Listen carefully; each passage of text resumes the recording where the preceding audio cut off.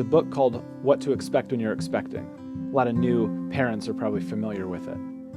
It's a great play on words because when someone is waiting to bring a child into their home, we say that they are expecting. But with that event, there are all sorts of expectations that come along with it.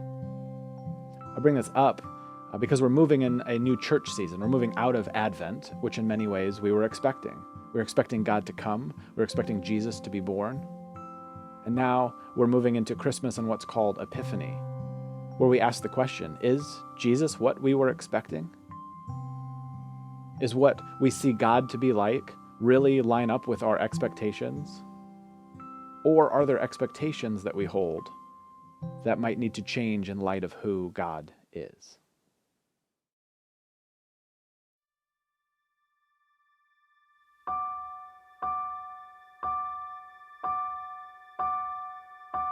A teenage girl and her soon-to-be, a simple trip far as they could see. The sky was clear and the hour serene, but did they know what that night would bring?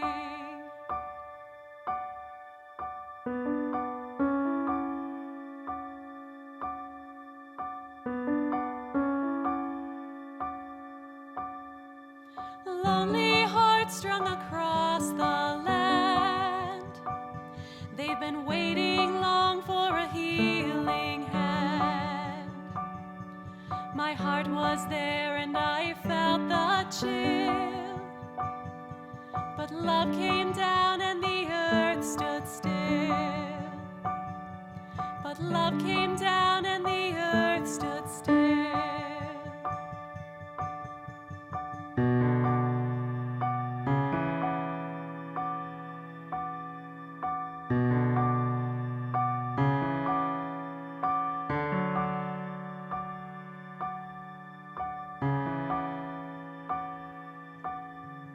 Shepherds stirred under starry skies, tasting grace that would change their lives.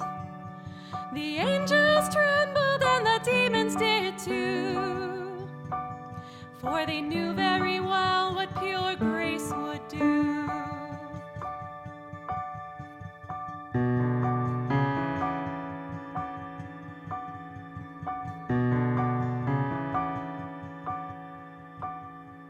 The hope of the world and a baby boy, I remember him well like I was there that night.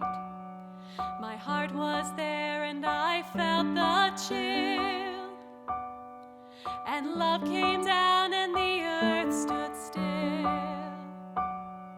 And love came down and the earth stood still.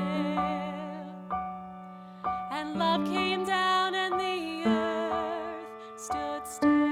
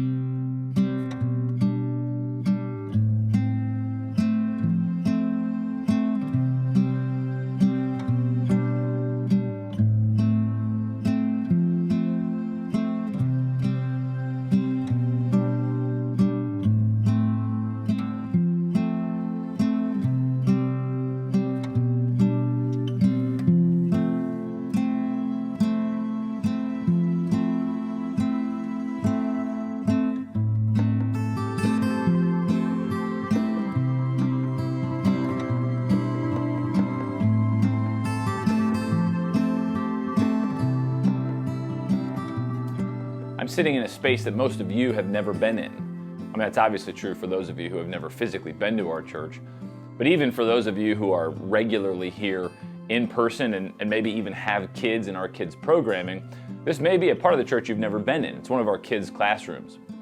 Since 2008, Liz Mann has worked faithfully and tirelessly to make sure that space like this classroom and the others like it, are spaces where kids feel safe, encouraged, and have the chance to learn about Jesus in a fun and engaging way.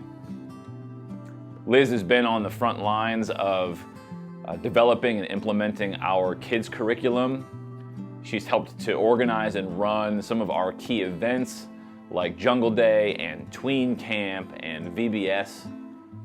If you've had kids involved in WCC's kids program over the last decade, you know the impact Liz has had. As some of you know, starting in January of this new year, Liz will no longer be on our staff here at Waterville Community Church.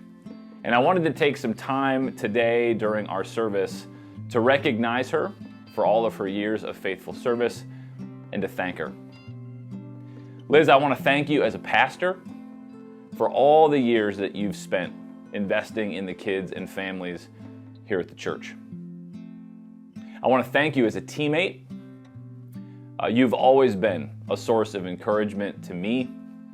Anyone who can work with me for 9 years deserves public recognition and a break. But in addition to thanking you as a pastor and as a teammate, I want to thank you as a father. As someone who has 3 kids of his own involved in the kids program here at the church, I know that I can invite other people to bring their kids here and entrust their kids to our staff and volunteers because I know I can. I know every week when my kids come here that you're going to love them like they're your own and that you're going to create an environment where they can have a life-changing encounter with Jesus. And I'm incredibly grateful for that. These are strange times. In a previous season, on a day like today, I would have made Liz get up front on our stage. I would have done this announcement in front of people in person. I would have prayed over her. She probably prefers it this way. Liz isn't much for stage lights. But if you get a chance and you think about it, if you know Liz and you know the impact that she's had, take a second and drop her a text or send her an email or give her a call and thank her for all the ways that she's invested in you or in your kids or just in this church community. We're incredibly grateful for her. Obviously, we're sad to see her leave our staff, but I am sure that Liz will continue to serve people as God calls her. Thank you, Liz.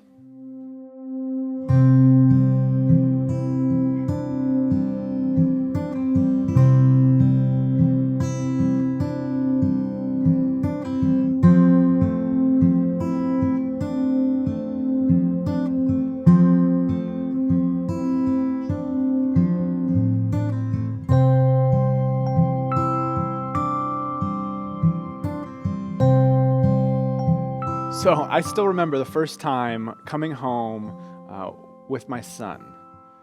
We were walking into our apartment for the first time as parents. And it felt like in a moment, our identities, our reality had changed. My wife might argue that it was longer than a moment, but regardless, there was an event that happened and we were coming home and everything was different. Don't get me wrong, we were prepared. We had spent the past 6-7 months reading books and taking classes and painting bedrooms and putting together like way too much furniture.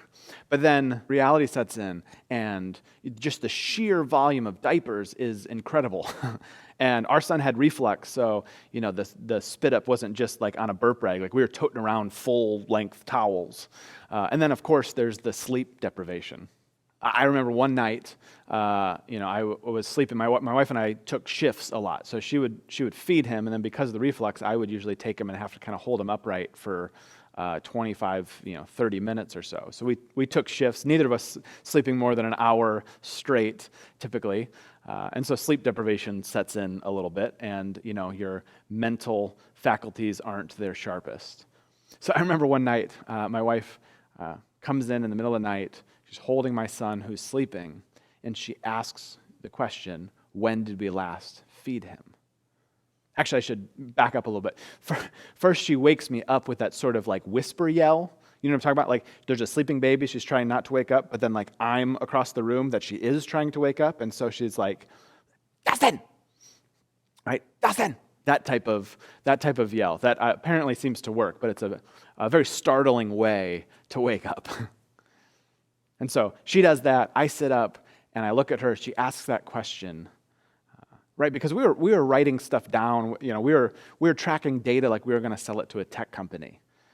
How often did he eat? How long did he eat for? How many diapers? How long did he sleep?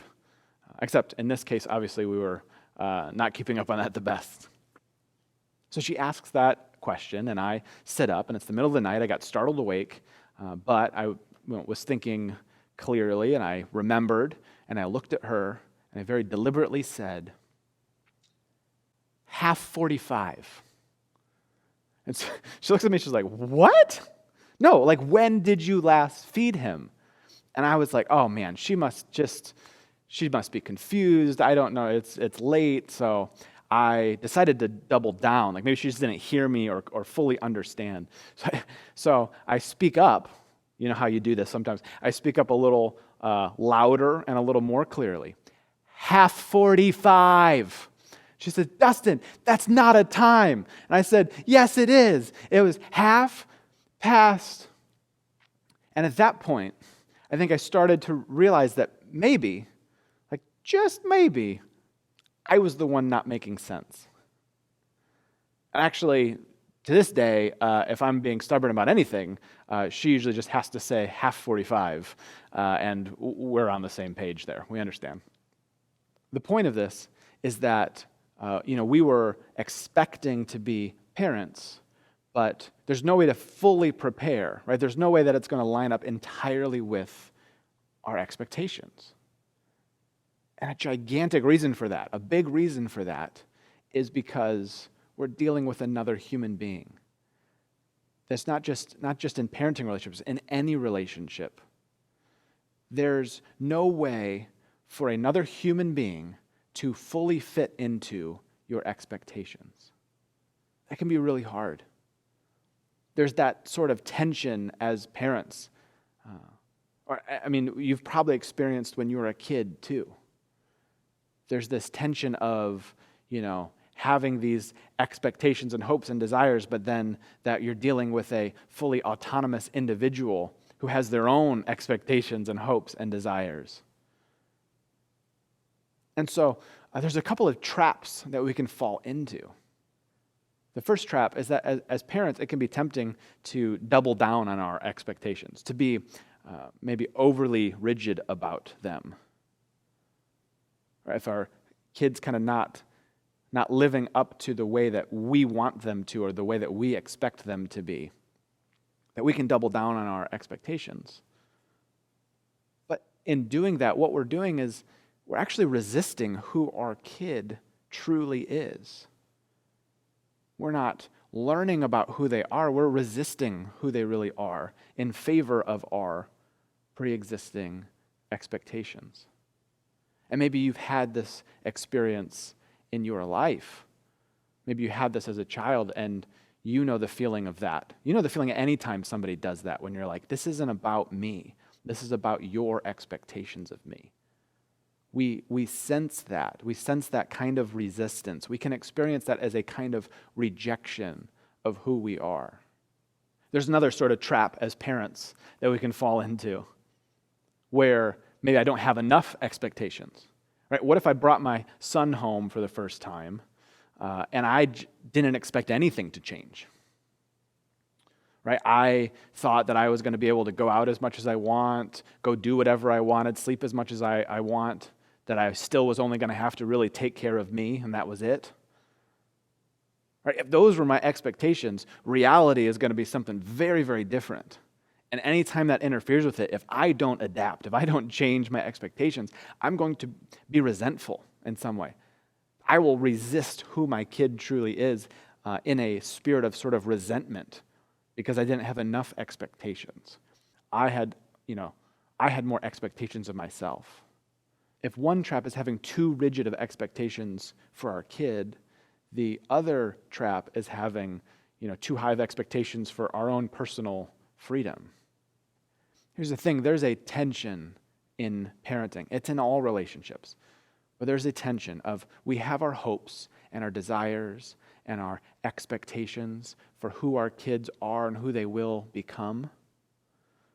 But then we have to hold that in tension with learning who our kids are, who God made our kids to be, and what they desire, and what they hope, and what they expect. And as parents, we ought to do this in such a way where we allow our kids to inform our expectations and hopes and desires, and to do that all in such a way that we allow ourselves to be changed in the process. I bring this up because this is the tension of faith. That we bring to the table our pre-existing religious or spiritual expectations. Right? We have our hopes and our desires and our dreams. But there's a tension that those won't perfectly line up with who we continually learn God to be and what we experience of life. I think the journey of faith is just that. It's a journey. We hold on to our expectations, but we allow them to be informed by who God is and what life is like, what we experience in life. And in the process, to open ourselves up, to allow ourselves to be changed. There's a story in the book of Luke about a man named Simeon. He has a kind of a prophecy or a proclamation about who Jesus is, that what God is doing in the person of Jesus. And there's this story in Luke chapter 2 where Jesus' parents were bringing him to the temple when he was 8 days old for certain ceremonial rituals. And Simeon stops them and says these words. Then Simeon blessed them, and he said to Mary, the baby's mother, "This child is destined to cause many in Israel to fall, but he will be a joy to many others. He has been sent as a sign from God, but many will oppose him. As a result, the deepest thoughts of many hearts will be revealed, and a sword will pierce your very soul." This is an interesting proclamation. Simeon seems to grasp the magnitude of what it means that God is becoming human. And he sort of predicts and proclaims that many in Israel will fall, many will oppose him, that the deepest thoughts of many hearts will be revealed, will be brought to the surface. I think what he's getting at here is that God is moving from the abstract to the concrete. That people had all of these expectations for who God is, what God is like, and what God was going to do. And when God comes as a person, that moves from the sort of abstract ideal world to the concrete. And there is no way for any person to perfectly fit into our expectations, let alone God. So Simeon realizes the tension that this is going to bring. And there are many people that aren't going to be able to or willing to let go of their religious expectations to adapt to who Jesus is. That the deepest thoughts of their hearts are going to come to the surface, and that they are going to choose their religious expectations over Jesus, over God in the flesh. What Simeon sees is that Jesus brings an irresolvable problem, because Jesus won't perfectly fit in with anybody's expectations. And so either people are going to cling to their religious expectations, their religious assumptions, and in the turn resist or reject Jesus, or they're going to allow their religious expectations to grow and evolve and adapt and change as they learn more about God in Christ. There was no shortage of expectations in Jesus' time. There were, I'm oversimplifying here, but there were four kind of main groups of thought that existed in Jesus' time in Israel. They were Essenes, Pharisees, Sadducees, and Zealots. Essenes were kind of like monks. They lived outside of society. For them, ritualistic purity was one of the major reasons that the Messiah hadn't come yet. And so they got outside of kind of normal society to live as pure of lives as they could. You had Pharisees who were sort of the religious intellectual elites at the time. For them, this was the believe the right things crowd. For them, they thought that the people of Israel needed to believe the right things about the law and to live rightly, to follow the law in the right way, and that if people did that, then the Messiah would come. You had the Sadducees, who were religious leaders, in a kind of a different vein. They oversaw the temple and the religious system. And for practical purposes, they probably didn't want too much to change because they had become very wealthy and powerful from the status quo. They had found ways to profit heavily from their religious system. So they probably weren't expecting too much or hoping for too much change. And then you had the Zealots. Right? The Zealots were this group of people who believed that Israel just wasn't being faithful enough, that they just mustered up the courage and they attacked Rome, which was the superpower that was oppressing them, that God would miraculously intervene, that he would raise up a Messiah and God would miraculously intervene. In all these groups, there was this assumption that what the Messiah was going to bring was the Messiah was going to restore Israel's fortunes. So that's sort of the landscape that Jesus is coming into. Now let's look at Simeon's proclamation again as to what Jesus is going to bring. Simeon says, "I have seen your salvation, which you have prepared for all people. He is a light to reveal God to the nations, and he is the glory of your people Israel." So, for Simeon, he says he has seen salvation. For him, salvation is Jesus. And he says that Jesus is going to bring salvation to all people. He's going to reveal God to all nations. Now, we can't overlook how massive of a stumbling block this would have been to Israel, to the people of Israel at the time. They had spent such a long part of their history oppressed by the dominant military superpowers of the time, by Egyptians and Babylonians and Assyrians, and at this time, Rome. You see, what Simeon proclaims, what Simeon sees and understands that Jesus is going to do, is that Jesus is going to bring salvation to the very people that Israel wanted saved from. Right? Jesus bringing salvation to all people, revealing God to all nations. Jesus was going to bring salvation to the very people that Israel wanted saved from. And the earlier passage I read, he said a sword will pierce your heart. And we might say, talk about a punch in the gut. Right? That would be such hard and difficult news to process. We've all had those experiences too, right? Where we so strongly identify who we are against, right, that we have a really hard time grasping what we're really for. So for Simeon and the gospel writer Luke, who includes this in the story, they identify salvation as Jesus. Jesus and salvation are interchangeable here. Right? So for early Israel, they wanted the Messiah to come to save them from their problems. And Simeon is seeing that God coming solves the problem. It's the problem of not clearly knowing who God is, not truly knowing what God is about. And so for the people that couldn't let go of their religious expectations, they would not allow those to flex as they learn about God and Jesus. They became the very people that rejected and ultimately crucified Jesus.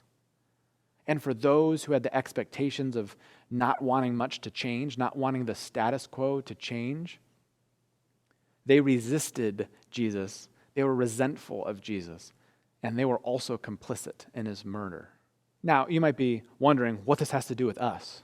Right? You might be thinking this is a nice little history lesson, but by the mere fact that I'm reading this in our Bible, don't we have the benefit of hindsight now?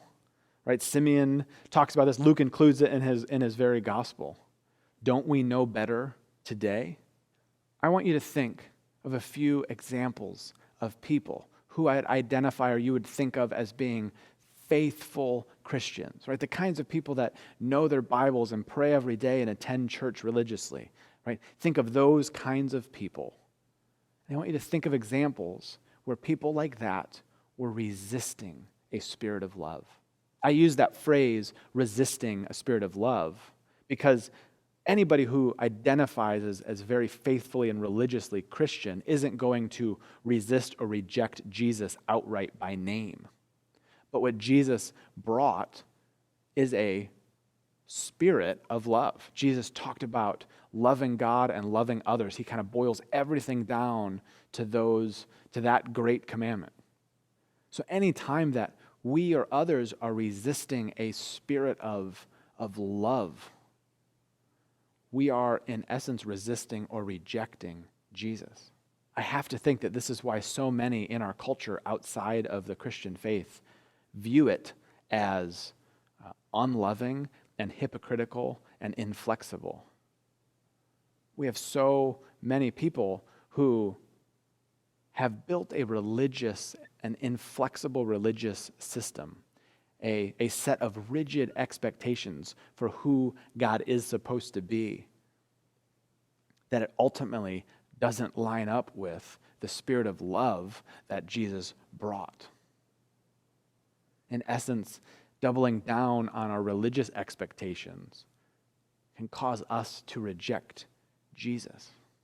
To go back to my parenting analogy, there's a tension in our faith, just like there's a tension in parenting in all relationships. We bring our expectations, our hopes, our desires to the surface, but we have to allow those to adapt and evolve and grow as we learn more about God and we experience more of life. And in turn, when we allow that to inform our expectations, that we would open ourselves up and allow ourselves to grow.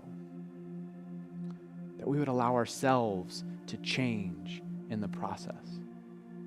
So wherever you're at on your journey, whether you're still checking things out from a distance or you've grown up in this world and have been following Jesus for 90 years, we are following a person, not a religion, not a sacred book, not a moral system or a worldview, a person, a spirit. We have to allow that to change and inform and grow our expectations. There is no plateau to arrive to. When we arrive at a plateau, we stop growing altogether. So I invite you over the next however many weeks to do a little internal reflection and to see what comes to the surface, to see what sort of expectations, religious expectations, you might have that get in the way, that lead to you resisting a spirit of love.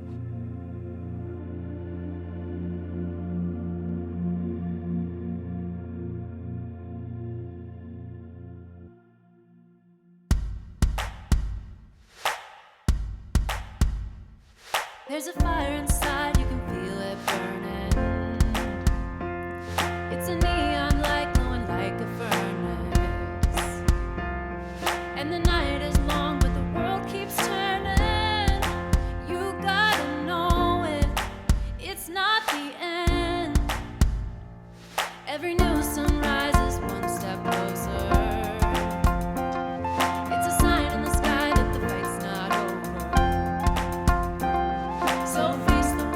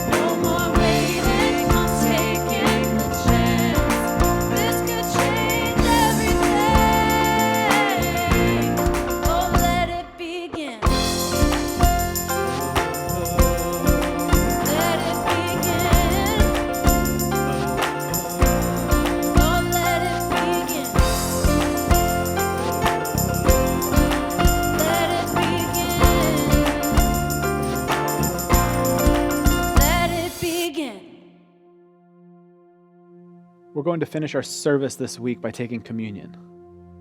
So if you want, you can take a moment right now to go get some elements together, some crackers or some bread, some juice, or some wine. You know, we just got done talking about our expectations needing to be informed by who God is and what God is like. Communion is this ancient practice within the church that every week as we participate in it, it continually reveals the true nature of God and the true character of God, the lengths that God went to reveal his unending love for us and for all. So as we take the bread and take the juice, we remember. We remember Jesus on the cross, that this is what God is like. We reflect on the depths of that love, and we ultimately participate, allow ourselves to be shaped and grown into people who could love like that. So let's take the bread together.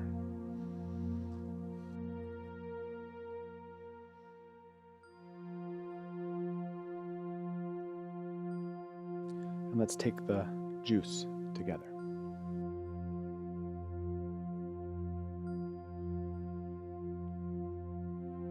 Let's pray.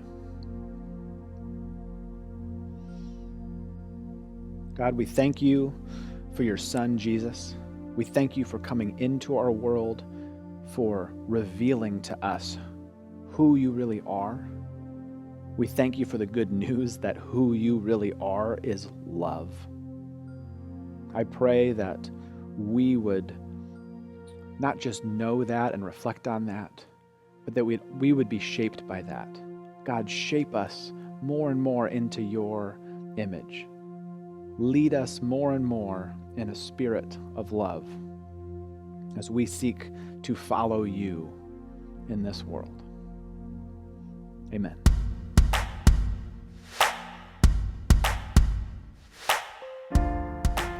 Hey everyone, thanks again for attending our service today. I just got a couple quick things for you before you log off the computer or turn off the TV. If you watched this service today on YouTube and you haven't done this already, be sure to click on the subscribe link. It's really important for us internally as an organization, but it'll also make sure that you don't miss out on any of the content that we're producing every week. In addition, if you're on Facebook and you haven't done this, go to our Facebook page and click on like and follow. Again, super important for us internally as an organization, but it'll also ensure that you don't miss out on things like event information, announcements, and conversations that are going on throughout the week. If you're new or newer to our church, can I invite you to fill out our welcome card? Just go to our website, watervillecc.org/connect, and fill out the fields. Your feedback is incredibly helpful for us so that we can keep getting better at doing what we're doing, but it'll also help us help you take whatever next step you want to take, even if right now, that's nothing at all. The last thing I want to talk about before our time is over today is about giving to the church. If you're already a financial partner with Waterville Community Church, I just want to thank you. It's been a tough year for everyone, and you've been incredibly generous. Thank you for that. Thank you for extending a portion of your generosity to us as an organization. It's what's allowed us to continue operating, to continue producing services and resources, trying to encourage and equip you in your faith. If you've been watching our church services and you've been benefiting from the things that we've been doing and you're not yet a financial partner, I want to encourage you today to take that step. We talk about generosity every week here as a church because generosity is a core discipline of the Christian community. That from the very beginning, the way the church existed and thrived was people taking a portion of what God had given them and pooling it together to meet needs. And so I'm going to ask you to extend a portion of your generosity to us as an organization. It's a super important spiritual discipline for you if you're not already doing that regularly, but it's also what enables us to continue to grow and thrive and fulfill our mission. If you're ready to do that, it's super easy. Go to our website, watervillecc.org, click on the Give link, and then just scroll down and decide how you want to give. You can set up a one-time or recurring gift online. You can download our mobile giving app. You can even give by text message if you want to do that. Thank you in advance for your generosity. And again, thank you for attending the service today. I hope it was meaningful. We'll see you next time here at Waterville Community Church.